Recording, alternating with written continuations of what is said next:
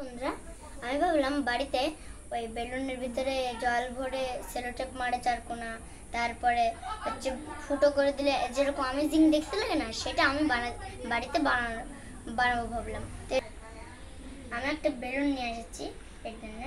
তো এটা আমি এখন জল ভরবো। আমি কিন্তু জল ভরছি।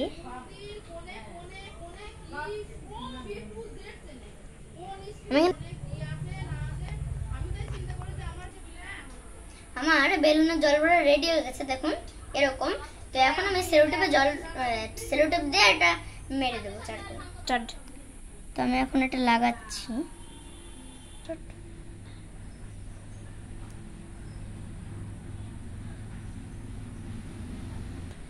আমি এটাও লাগাচ্ছি, হয়ে গেছে এটা।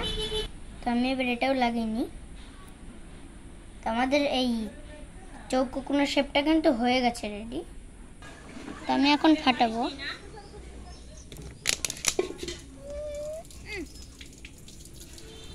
কিছু তো ফাটাতে